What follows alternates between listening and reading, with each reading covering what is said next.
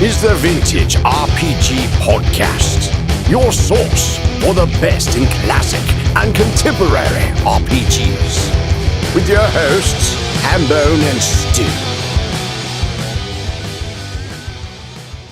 Welcome to the Vintage RPG Podcast, coming at you again from the clubhouse hidden somewhere in the swamps of New Jersey. I'm John Hambone McGuire, and with me, as always, is the editor-in-chief of Unwinnable.com. I asked if his son had growing pains, and he said, growing pains, that's what I call in-between editions. Stu Horvath. Jeez, that one was a bit of a reach. I had nothing, man. I didn't know where you were going with it. I thought it was going to be a Kirk, what's his name? Yeah, no, we don't talk about him. Yeah, They don't all land. Yeah. What can I say? It's all right. Well, speaking about in-between editions, we are going to talk about D&D 1.5. 1.5. Did you even know there was a 1.5? I actually only thought there was a 3.5. Well, there's technically a 2.5 too. We're going to learn a lot in this episode, aren't we? Yeah. We're also going to talk about our Pendragon campaign, which finally got kicked off the other night. We're very excited about that. First, though, I want to talk about Talisman. Have you ever played Talisman, Stu? I've never played Talisman. I've looked longingly at the box before, but I've never played it. It's a pretty interesting game. My friend Kevin has been hitting me up for a while to come play Talisman. He said, Hambone, you were going to want to talk about this on your show. And I finally got around the other night to playing Talisman with Kevin and my buddy Rob and some people who I have not gotten to play games with in a long time. So that's always really good, first and foremost. Indeed. When you get to play with your old gaming buddies. Talisman was originally a Games Workshop game from back in the day. Yeah, like 80-something. 80-something. And it's changed hands many times. I played the 4th edition version by Fantasy Flight Games. And I played it without any of the expansions because this is a game where there is a board. And you play... Hence a board game. Hence a board game. It's in the name. I wish you all could have been in my head so that you could have seen the saucy, like, Vanna White thing that Hambone just did. Oh my God. It's too early in this episode for this.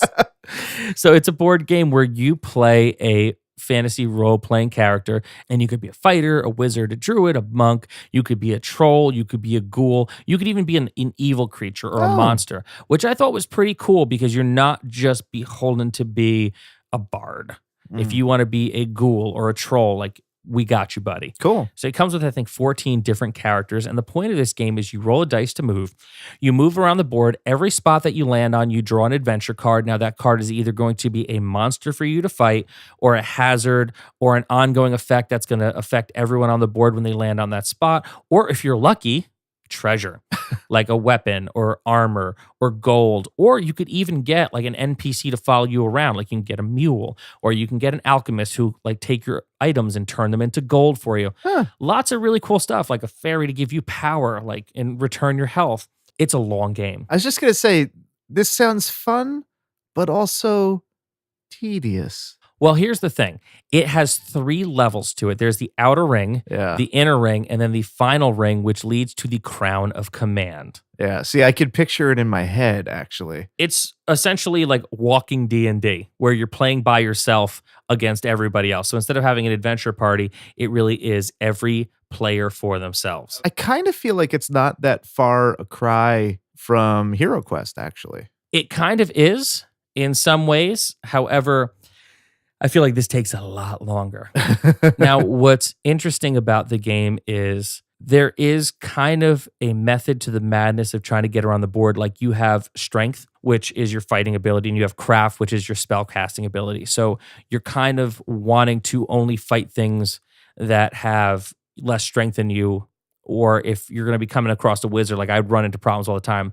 The wizard can cast spells. The wizard has ongoing spells, and there are other people in the game who can cast spells, so they cast it off their craft. And a lot of times, if you go up against someone to fight and they're coming at you with a craft and you have a strength of 7, but you have a craft of 2, you're getting your ass kicked. Oh, so you can fight each other. Oh, you can fight each other.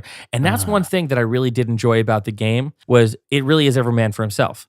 Because as you go through the board, if you land on the same space as another character, you could either choose to encounter the space and say draw a card, or if you end up in the graveyard, there's different things that'll happen if you roll the dice, or you can fight the character. And then when you fight the character, You could either choose to wound them and take a life from them, or you can steal one of their items. All right. So there's definitely multiple cards in the game that will work for or against you. And the point is that you have to ultimately find a talisman and get into the last ring to get to the crown. And as the game goes on, things are going to be popping up, especially when you get to the later rings where it's not just drawing a card for an adventure. Like there's hazards and things where you're going to roll dice and get launched back to another spot. It's like a chutes and ladder dynamic, which is friggin' terrible. How do you move between the rings? Do you just have to hit it right in the dice movement? Well, you can move through the rings at any time. Now, there's things that you can do. If you get an axe, you can, if you're in the forest, you can make a raft and you could sail the raft over the water into the second ring, or you can come across like this giant statue and fight the statue to gain access to the second ring. Okay. The second ring, the obstacle is the door itself, and you have to roll below your craft or below your strength, whichever is higher. Okay. So you roll 2 dice instead of 1, which is the dice for movement. And say I had a craft of 7, right? And then I had a strength of like 14.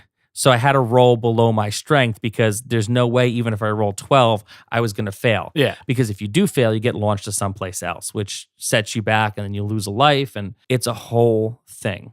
So the game lasts a very long time. You can't enter the final stage and get to the crown without the talisman. Now, here's the thing. Once you get to the talisman, you roll a dice. And depending on the number of players, if you have a certain number of players, you're either going to roll a 5 or a 6. And if you roll a 5 or a 6, you do 1 damage to all the players. You're essentially just like raining hellfire down from the sky. If you have like 6 players, you have to roll a 3 or better. So if you're in the game and you make it to the crown, you're just rolling dice trying to kill people. If the other players are in any position to stop you, they got to do it quick, because even if you have like a regeneration thing, like say if you're the troll, you're boned.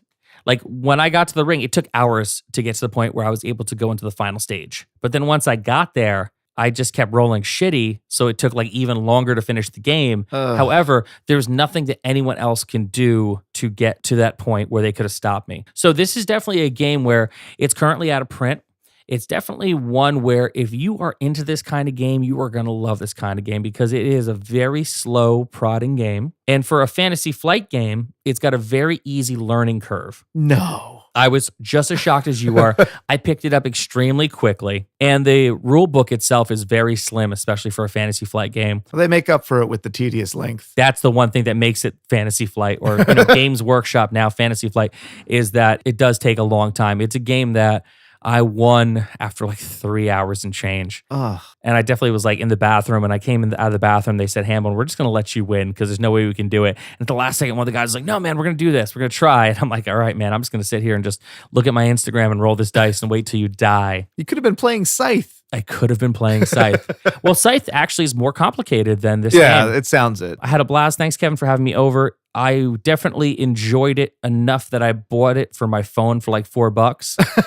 And that's it. I haven't won yet. Like when you said you bought it, I was just like, oh, I don't know if I want to play this. No. I bought it for my phone for like $4 in the Apple store. And it's fun because there's nothing I can do to win this game, because I'm playing against the computer and every other player is the computer. And you don't want to wait for the computer to take its turn. So I'm constantly hitting go to next human player, go to next human player, go to next human player. So I'm just playing this game to lose constantly. I should have quit while I was ahead and when I won. So if you are so inclined, Talisman might be fun for your game group. Check it out. So with that, we are going to talk about the middle edition, 1.5. So it's like 1983. Gary Gygax has been exiled to Los Angeles. He's the head of TSR Entertainment. He's developing Dungeons and Dragons movies and video games and cartoons and toy lines and all this stuff that isn't the role-playing game that he created, right? Sounds like a big old misstep. Yeah. So he was put there basically because his partners, the Bloom brothers, were tired of him. They had disagreements, and basically they wanted to just spend TSR's money like crazy. They did so many crazy things with the money. They had like a fleet of company cars. They financed the salvage of a shipwreck. They got into crochet.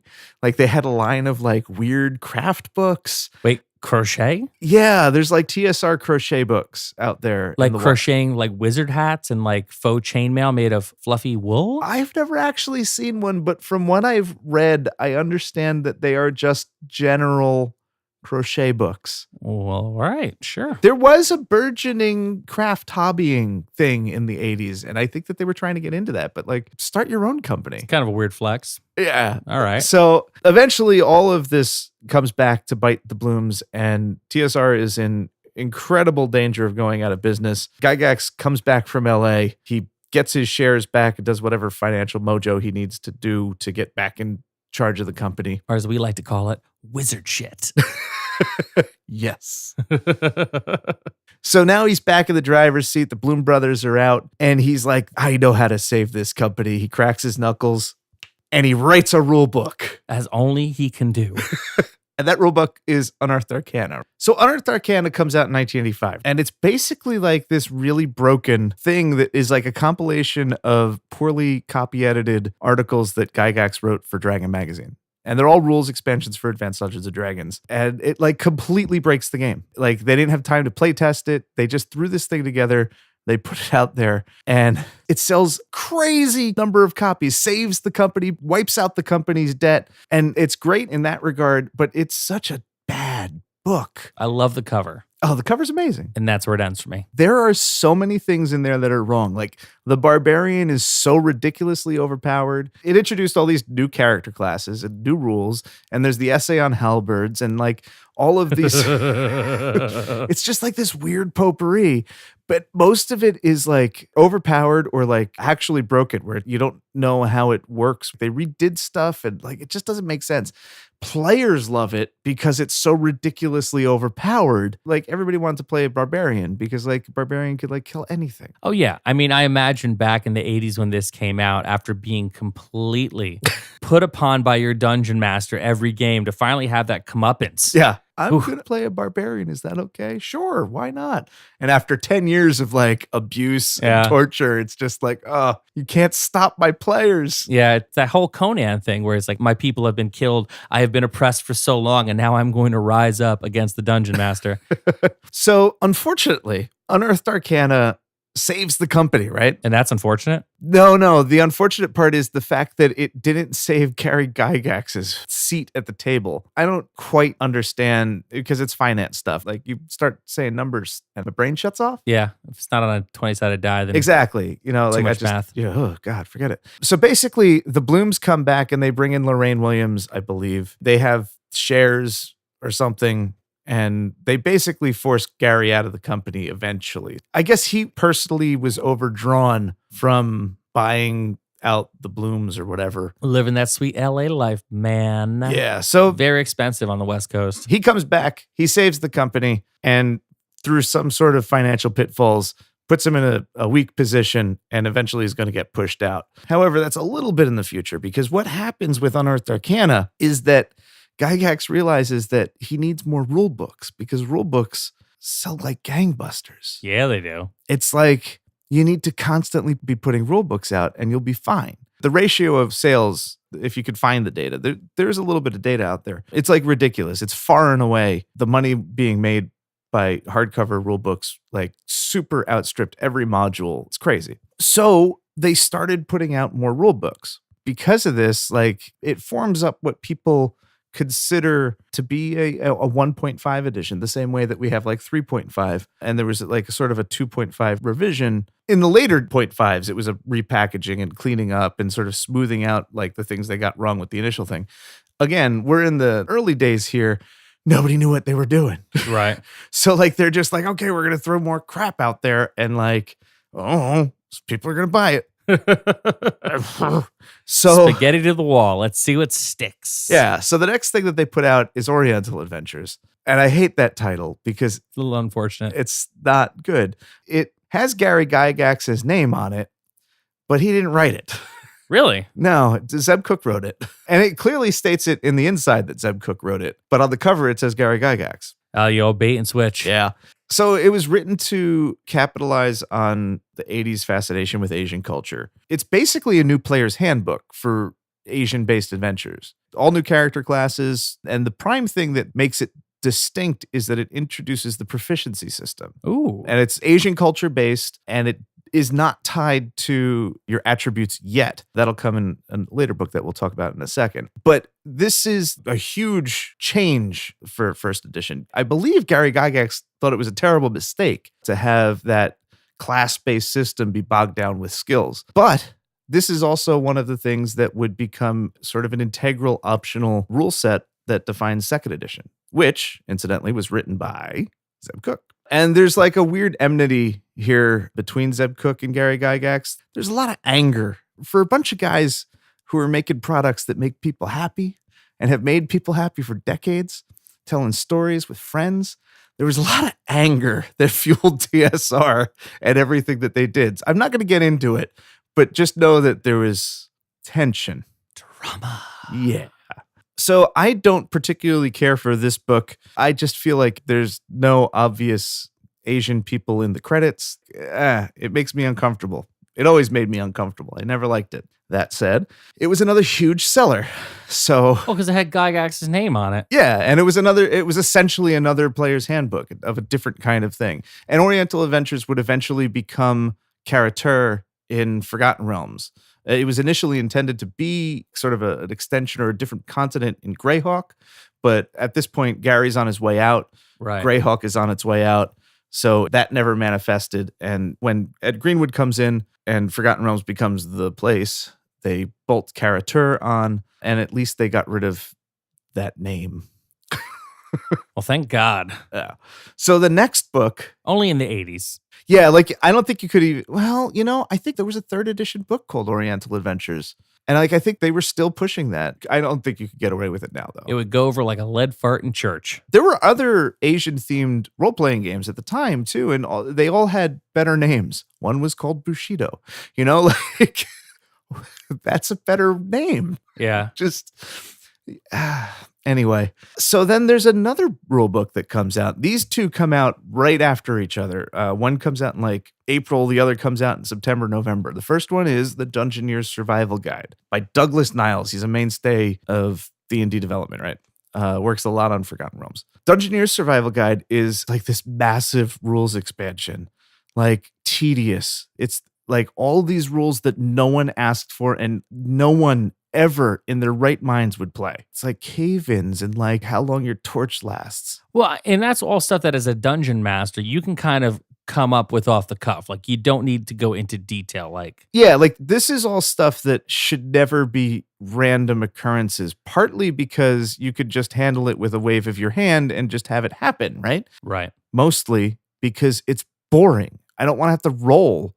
Like these are rule systems. It's not just like some advice. There's crazy charts in this book. It's bonkers. The saving grace of this book is the fact that this is the book that introduces the Underdark. Ooh. Yeah. So the Underdark existed before this because we played those adventures. It was Descent into the Depths of the Earth, part of the larger Against the Giants, Vault of the Drow, Demon Web Pits module series, which was, I think, 81. This is 85 now, and it's the same idea. Those ideas were present in those modules, but now Niles puts it all kind of together, gives it sort of like a cultural and ecological mesh, and calls it the Underdark, and details a region of it called the Deep Earth, and it just all kind of gels. So this is the first Underdark, which is super cool. I just want to say something out loud real quick. Underdark is one of my favorite names It's for so a setting good. or like a place. We're going to the Underdark. It's like, oh, well, what's going to happen there in the Underdark? What can't happen there in the Underdark?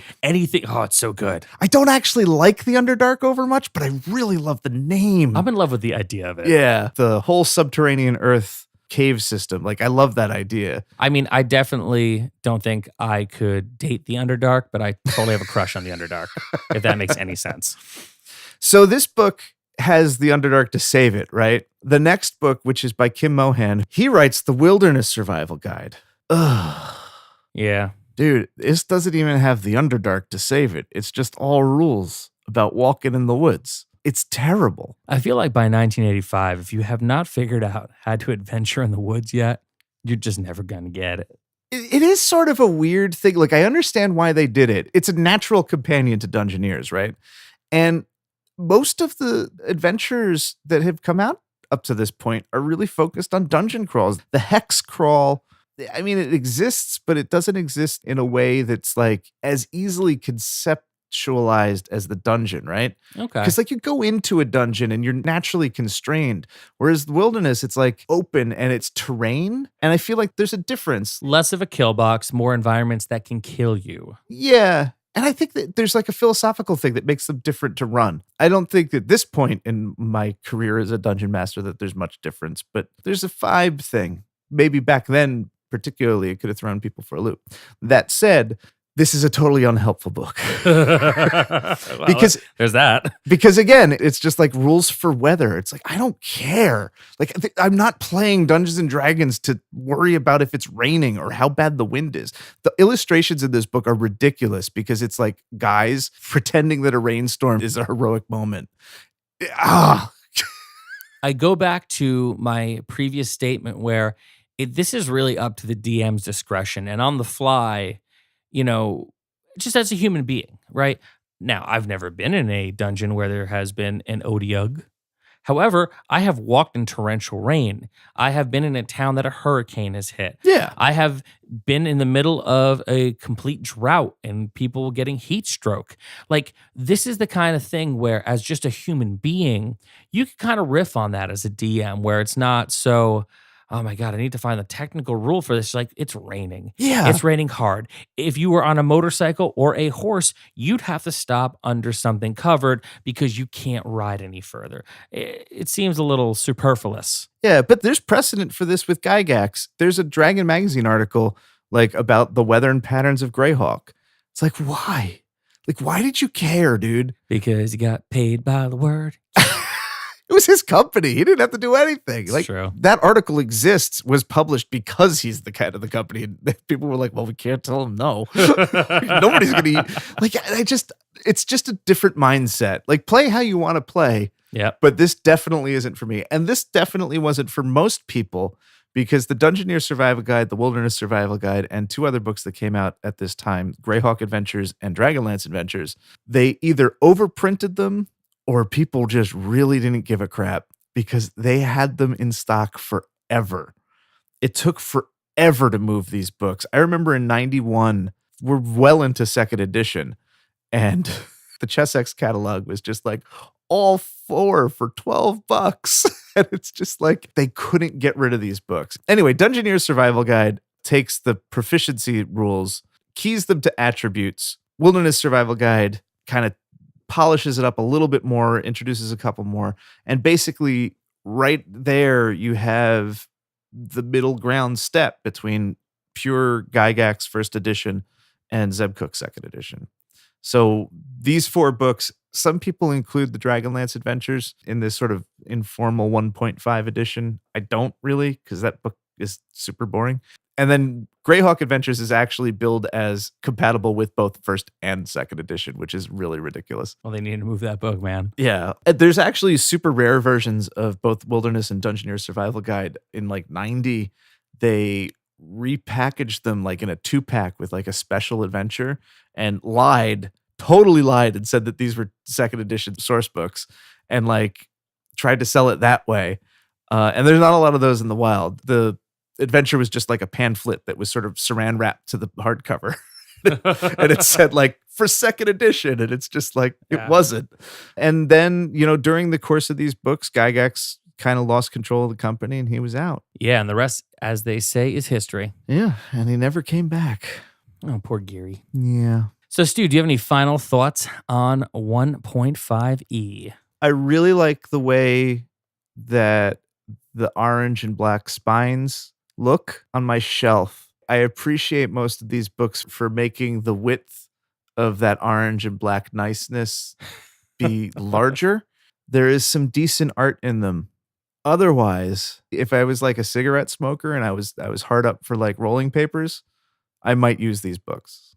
I mean, you really might get high off the fumes though, because those are old ass pages.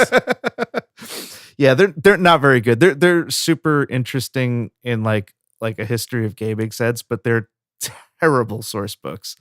Well, there you go, folks. And that was our talk on 1.5E. And now we're going to talk about something that Stu is really excited about. We're going to talk about our Pendragon game. Oh my God. I can't believe we finally played. Oh, me too. Oh, I thought it was all going to fall apart. I thought I was going to lose everybody after the character creation.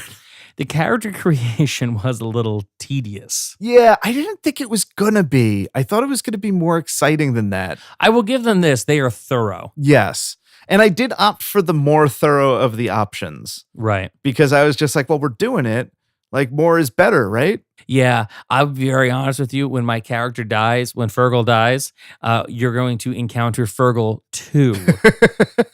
And then Fergal the 3rd Esquire. Yeah. I mean, we don't ever have to do that again. You could just more, ladies and gentlemen, more isn't always better.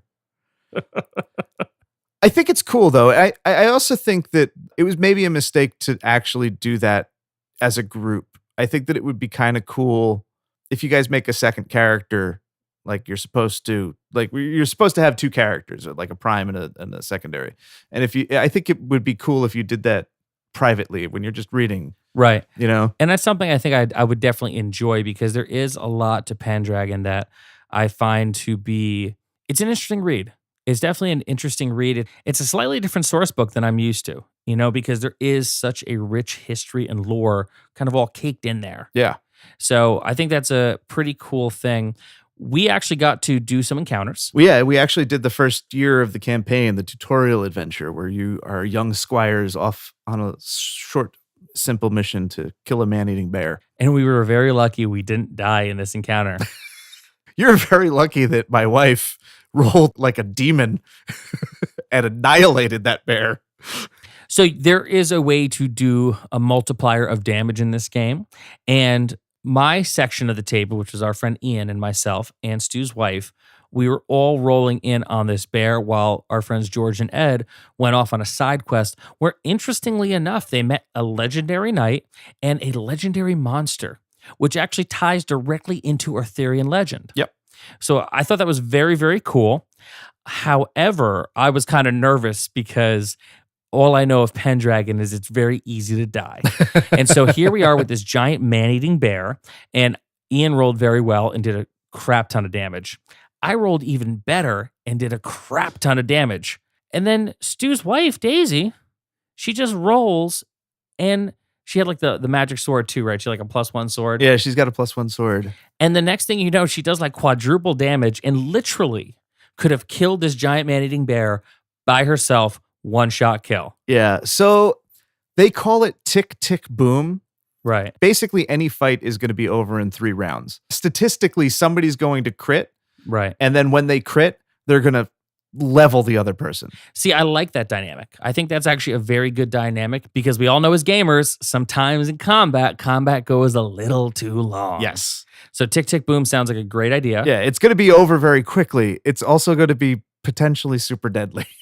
Yeah, there's that side of it. It was cool, though. I thought it was really fun.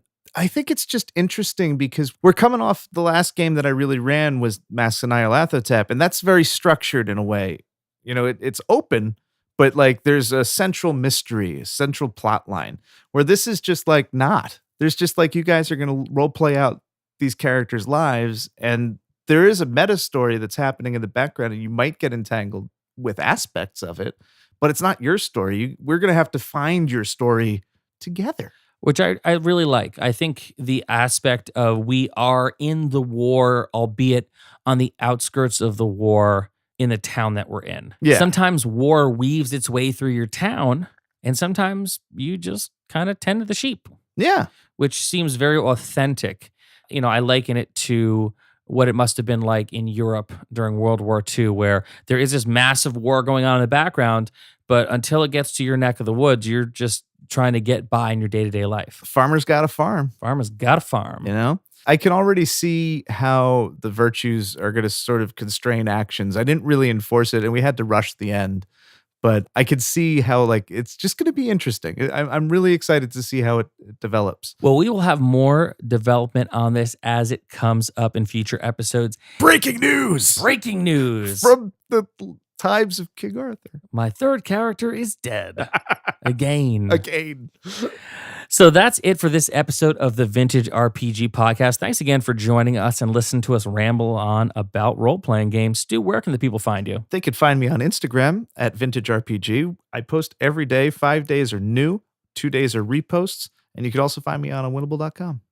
Very cool. You could find me on the Twitter at Handbreaker. I pretty much just tweet about cute animals, Dungeons and Dragons, and professional wrestling. You could also find me on Instagram at John Hambone McGuire, and you can follow my adventures in my day-to-day life and with the podcasts I produce. You could also check out my other podcast, My Thai Happy Hour. It's pop culture for weirdos wherever podcasts are found. So for Stu Horvath, I'm John Hambone McGuire. May the dice always roll in your favor. Thanks for listening. Don't forget to like, review, and subscribe to the podcast. Every review helps other listeners to find us. The Vintage RPG Podcast is a ham-fisted production. Music by Dega West. Art by Schaefer Brown. If you like the podcast, you should also consider becoming a patron at patreon.com.